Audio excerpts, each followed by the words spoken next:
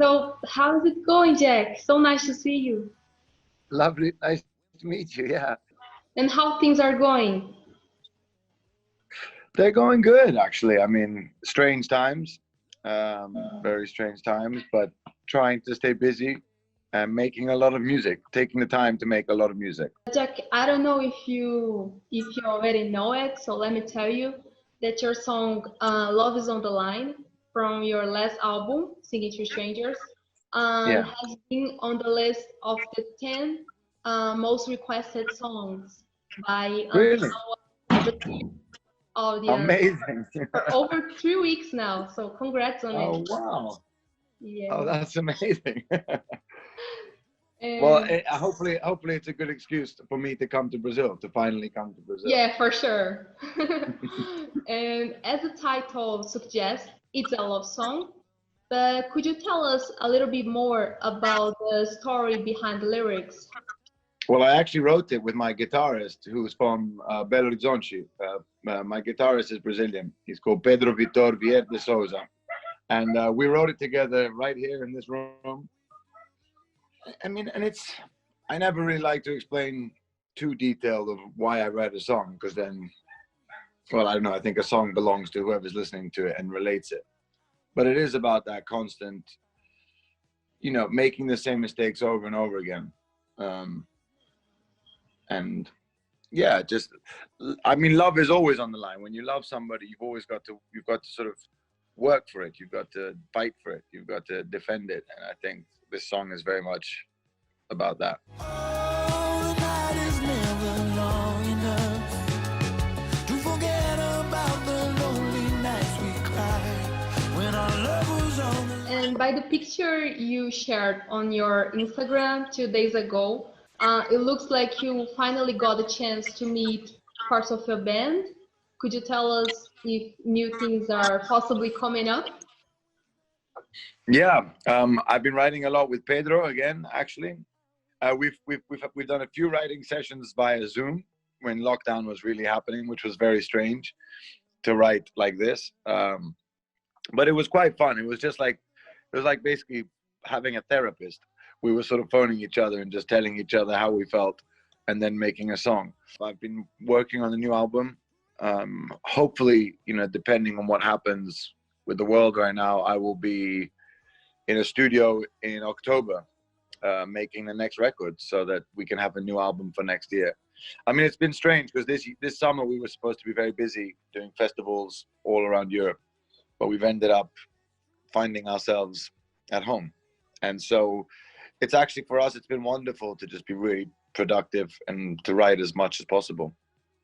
And it's made me want to make an album that's probably the most upbeat from any album I've ever done, because I think this time next year people will want to feel positive, not to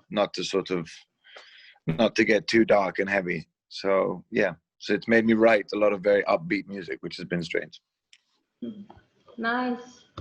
And talking about doing things at home, how have you been dealing with these times of pandemic? What have you been doing? It's been amazing to have this time with my children. I have 2 children who are 5 and 8, and it's just been priceless. I think it's the only silver lining about this pandemic is how families have been able to sort of spend time together and really reevaluate stuff, reprioritize stuff.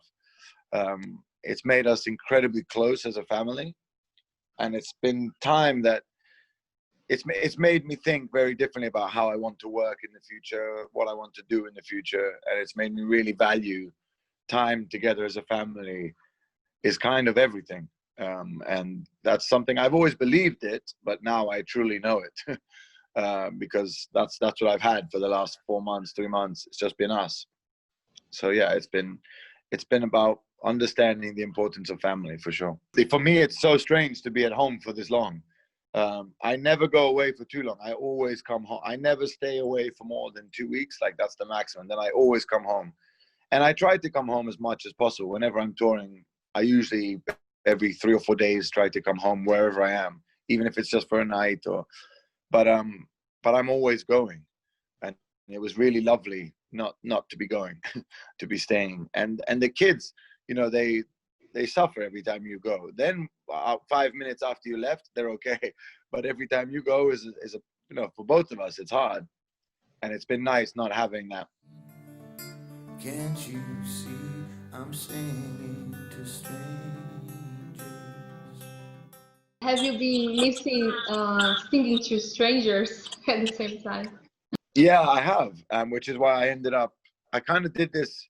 It surprised me how much I miss singing to strangers. It really surprised me how much I miss the contact of live music, of connecting. Yeah, I ended up doing this thing on Instagram every day. I sang a song once a day, and yeah, it was my way of staying sane and sort of trying to keep connected. Speaking words of wisdom, let it be, let it be. All of those songs were really became really good friends to me. They helped me. I was looking every day for a song that was sort of represented how I was feeling during lockdown. I've been listening to a lot of Chet Baker, a lot of Aretha Franklin. I was listening to a lot of Bill Withers because Bill Withers passed away while we were in lockdown. Yeah, lots of stuff. But just music is in our house all the time. So there's lots of stuff going on. Is there any Brazilian song on this list? Yeah, oh my God, is there any Brazilian songs? It was funny because I just did a show for Radio 2 about Brazilian music, and not Brazilian music, about music from all over the world. But we had CSS, and then we had Jorge Gilberto. We used Tim Maria from Do Caminho do Bem, which is one of my favorite songs. Nice. Yeah, so it was really fun. And we were also doing a whole section on soundtracks. So I was talking about Cidade de Deus being one of my favorite films in the world. And the soundtrack to that film is unbelievable. Yeah, totally agree. Yeah. And I put Seu Jorge doing all of David Bowie stuff, which was wonderful. And what's his name? I'm pretty sure he's Brazilian. The guy from Little Joy, who does the song for Narcos, the opening scene in Narcos. Great. Rodrigo Amarante. Yeah, he's Brazilian. Yeah, he's fantastic. I love Rodrigo.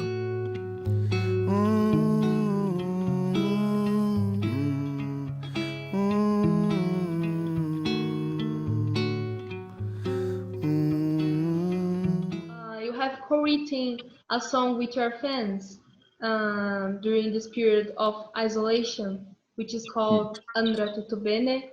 And I'm curious to know, how was the experience of songwriting with your fans? It was crazy. It was such a magical experience. It was difficult, but it was very spontaneous. It wasn't planned. It wasn't something I thought about a lot. When Italy first got hit by COVID, I kept very quiet because a lot of people were saying things on social media that I didn't agree with, and it was a bit, I think we didn't know enough. So I was very careful not to say the wrong thing, because this isn't about an opinion. This is science. It's a virus. So it's not really about your political views or what you think is right or wrong. It was a quite matter of fact. So I wanted to just wait and see what was happening. And then when the whole country went into lockdown, a lot of our fans sort of started writing to us that they felt very alone, that the rest of the world wasn't really, you know, acknowledging what was going on. And they just I think they felt very isolated. I think Italy in general felt very isolated. So I thought the best thing to do would be to do an Instagram live with the fans and just talk to everybody in their flats, because they had that when their lockdown started, and just see how they were doing and what was going on, and try to keep them company and just spend an hour with the fans. And then the day before I did it, I panicked, because it's quite difficult to talk to strangers. You know, what do you talk about? You know, it was quite difficult. So I just thought, I know, it might be fun if we just write a song together. But I thought it was going to be something silly, like just for fun, just to kill some time. But immediately everybody started telling me these amazing lyrics, and people were really scared. It it was quite intense. And this beautiful song came out of it. And then it was very difficult because then we went into lockdown, but I really wanted to record it. So I had Davide Rossi doing the strings in Copenhagen in Denmark. And then I was sending, so we did all of this, you know, from our homes. We did all of this sort of production. And then the song came out and raised a good amount of money for the hospital in Geneva. The song, but now belongs to the hospital. Everybody gave away their publishing and everything. So the hospital now, hopefully it'll always bring in some money into the hospital.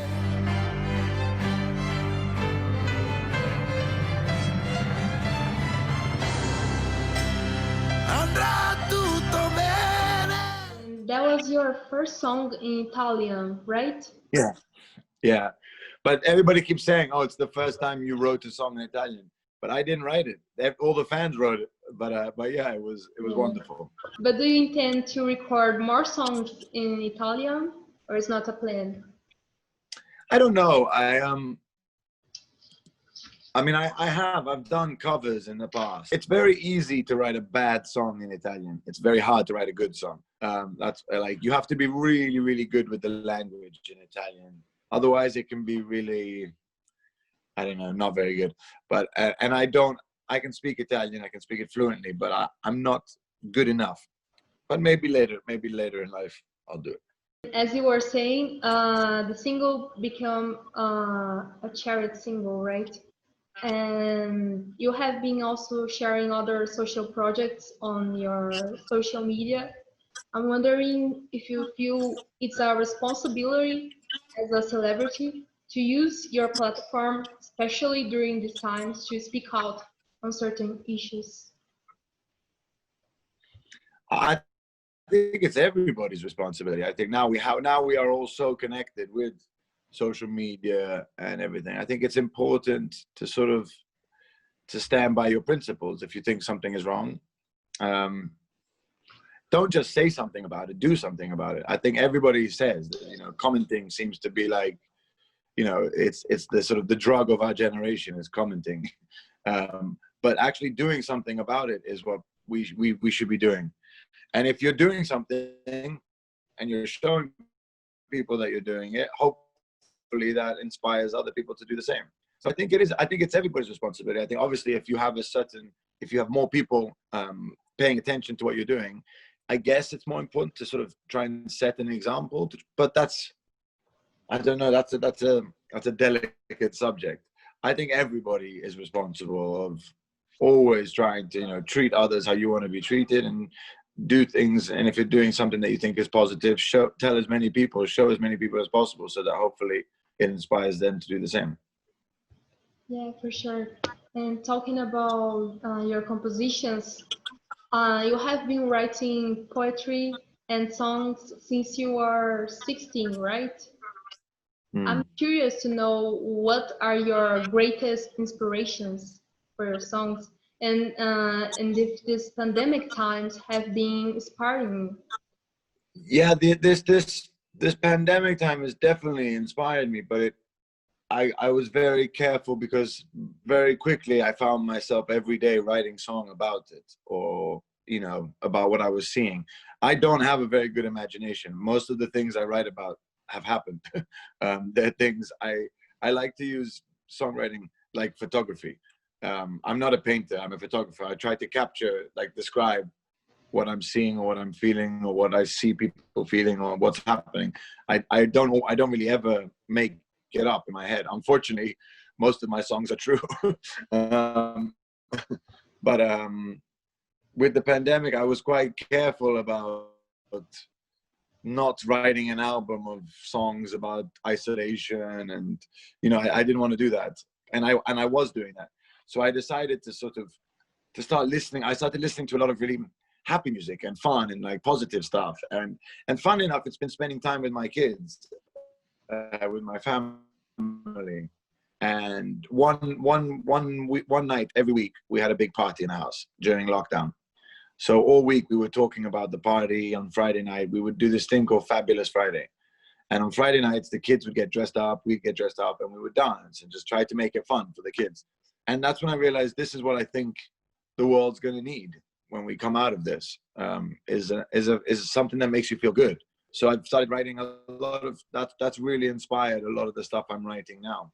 In the past, it hasn't been like that. In the past, unfortunately, a lot of what's inspired me has been not always happy times, but now there's a lot of happiness around me, and I think you'll hear that in the music in the next album. Yeah, nice. And you have been much more closer to the piano during these times, right?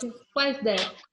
Yeah, I've been completely, I mean, it's kind of saved my sanity throughout this entire experience, has been the piano. I don't know what this would have looked like, this lockdown, if I hadn't had that piano. Because I love my guitar, is always my guitar. It's something that it's kind of this, it's a part of me. But there's something about a piano that you have to sort of look at it face to face every day, and sort of, I don't know, it's been a companion, it's been a friend, but it's also been a sort of challenge. It's been a real challenge every day, to sort of staring me in the face, and that's been really good for me. That's kept me, you know, kept me using my brain. Put it that way.